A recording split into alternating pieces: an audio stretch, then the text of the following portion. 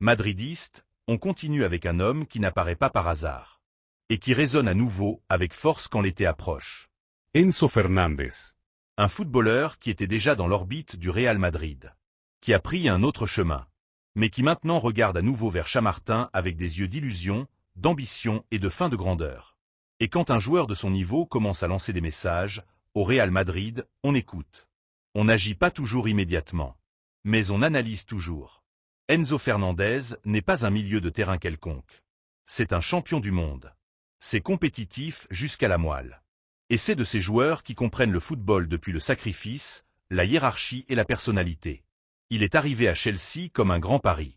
Comme un investissement millionnaire pensé pour dominer l'Europe. Et la réalité, c'est qu'au-delà de titres mineurs, le projet n'a pas fini de décoller comme promis. Et quand un footballeur sent que le train des grands titres passe à côté, il commence à regarder la carte. Depuis l'Angleterre, on ne cache déjà plus que l'Argentin envisage sérieusement un changement de cap. Ce n'est pas un caprice. Ni une colère. C'est de l'ambition pure. Enzo veut vraiment rivaliser pour les grands trophées. Veut se sentir partie d'un projet qui chaque saison commence avec l'obligation d'aller jusqu'au bout dans toutes les compétitions.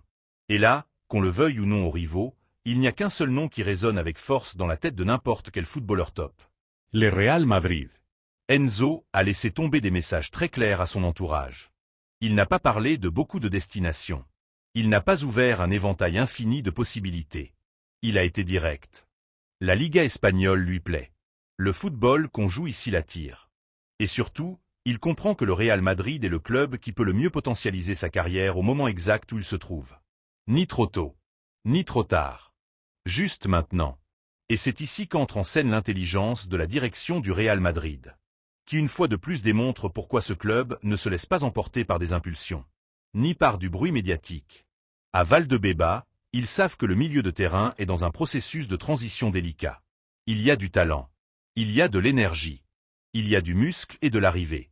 Mais il y a aussi un besoin clair de contrôle. De leadership. Et de lecture de grands matchs. Et Enzo Fernández colle à ce profil comme un gant. Ce n'est pas une coïncidence que son nom réapparaisse juste quand le club analyse des scénarios pour le prochain été. Le Real Madrid n'a pas de presse. Mais ne dort pas non plus. Il observe. Il attend. Et quand il voit qu'un joueur commence à regarder vers Madrid avec désir réel, il prend note. Ici, on ne va rien forcer. Mais si Enzo décide de faire le pas et pressé pour sortir, le scénario change complètement. Parce que ne nous trompons pas, madridistes. Chelsea peut dépenser ce qu'il veut. Peut recruter qui il veut. Mais ne peut pas acheter d'histoire. Ni de mystique. Ni de soirées européennes au Bernabéu. Et ça pèse. Ça pèse beaucoup plus que certains ne le croient. Enzo le sait. Son entourage le sait. Et au Real Madrid aussi, ils le savent. En plus, il y a un détail qui n'est pas mineur.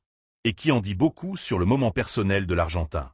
À 25 ans, Enzo comprend qu'il ne peut pas perdre plus de temps dans des projets instables. Il a gagné un mondial. Oui. Mais il veut gagner la Champions. Il veut être protagoniste dans les matchs qui définissent une ère. Il veut sentir la vraie pression.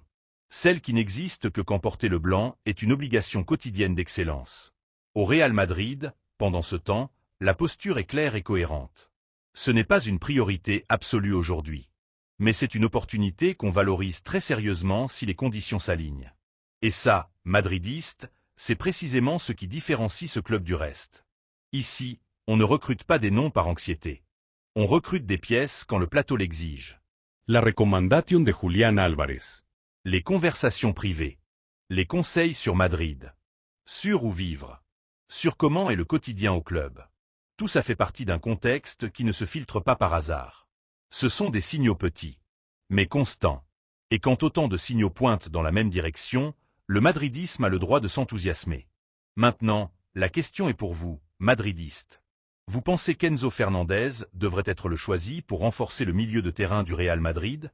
Vous l'imaginez avec son caractère et sa compétitivité défendant le bouclier dans les grandes soirées? Laissez-le dans les commentaires. Participez. Parce qu'ici on vient débattre avec passion et argument. Et ne partez pas. Parce qu'il reste encore la troisième histoire. Une histoire qui implique du jeune talent. Des déclarations polémiques. Des clins d'œil croisés. Et une décision qui peut marquer le futur du Real Madrid sur le marché européen. Si vous avez aimé cette analyse, likez. Abonnez-vous. Et restez jusqu'à la fin. Parce que ce qui vient maintenant a aussi beaucoup de substance. Madridistes, on arrive au dernier bloc. Et ici, il convient d'écouter avec attention. Parce que ce n'est pas juste l'histoire d'un jeune footballeur avec projection. C'est l'histoire de comment le Real Madrid observe, attend, et laisse le temps jouer en sa faveur. On parle de Kees Smith, l'un des milieux de terrain les plus prometteurs du football néerlandais. Un joueur qui, il n'y a pas si longtemps, s'est permis de déclarer publiquement sa sympathie pour le Barcelona. Mais qui maintenant, avec un peu plus d'expérience et les pieds déjà dans l'élite, commence à regarder le Real Madrid avec d'autres yeux. Et ça, dans ce club, ne passe jamais inaperçu. Kees Smith a 20 ans. Contrat en vigueur jusqu'en 2028. Et une valeur de marché qui reste encore accessible pour un géant comme le Real Madrid. 22 millions d'euros pour un milieu moderne. Avec critères. Arrivée. Personalite. Et marge de croissance. Un chiffre qui, s'il explose dans l'élite dans 2 saisons, semblera une affaire. Et c'est exactement le type d'opération que le Real Madrid a su dominer pendant la dernière décennie. Il est vrai qu'il y a des mois, Smith a parlé avec admiration du Barcelona. De Cruyff. Et de Frenkie de Jong. Il l'a dit sans se cacher. Mais il est aussi vrai que le football, et surtout la maturité, change les perspectives. Parce qu'une chose est de sympathiser avec un club. Et une autre très différente est d'analyser froidement où tu peux grandir, rivaliser et devenir un joueur déterminant. Et quand cette analyse se fait calmement, le Real Madrid apparaît au premier plan. À Valdebeba, ils sont pleinement conscients que le Barcelona aujourd'hui a le milieu de terrain saturé. N'a pas besoin de profil comme celui de Smith. Et en plus n'est pas en condition de miser fort sur plus de milieux sans d'abord vendre. Le propre contexte sportif et économique du rival leur ferme pratiquement la porte. Et c'est là que le Real Madrid gagne avantage. Sans besoin de faire du bruit. Parce que le Real Madrid, oui, a besoin de renforcer le milieu. Pas n'importe comment. Pas à n'importe quel prix. Et pas avec n'importe quel profil. Il faut de l'intelligence. Il faut de l'équilibre. Et il faut penser à moyen terme. Et Smith colle à cette idée de projet qui n'exige pas de rendement immédiat à base de titulaires forcés. Mais qui promet une croissance réelle si le joueur démontre de la personnalité. Le propre Kees Smith l'a laissé clair dans ses déclarations. Il a dit qu'il voulait d'abord démontrer dans son club qu'il pouvait être important. Que l'intérêt du Real Madrid et du Barcelona était positif. Mais qu'il s'inquiétait aussi de savoir combien de minutes il aurait. Et cette phrase, madridiste, en dit beaucoup. Elle dit que ce n'est pas un gamin aveuglé par le nom. Mais quelqu'un qui comprend qu'au Real Madrid, on joue si on le gagne. Et c'est précisément ce que valorise généralement ce club quand il mise sur des jeunes. Ici, la direction démontre à nouveau tête froide. Il n'y a pas de presse. Pas de besoin de boucler quoi que ce soit en janvier. Ni de précipiter des décisions. Mars sera le mois clé. Là, on évalue les rendements. Les besoins réels. Et les opportunités de marché. Et si Kees Smith continue à grandir. Continue à montrer de la personnalité. Et continue à clarifier que son rêve peut être de porter le blanc. Le Real Madrid saura quand et comment bouger ses pièces. Parce que ce club ne répond pas à des déclarations passées.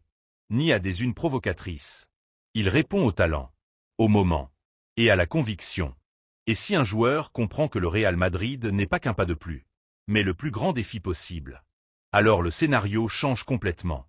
Maintenant je vous demande, madridiste, vous pensez que Kees Smith colle au futur milieu de terrain du Real Madrid? Vous aimez ce type de pari jeune pensé à moyen terme? Ou vous préférez des noms plus consolidés dès le premier jour? Je vous lis dans les commentaires. Parce qu'ici l'opinion du supporter compte.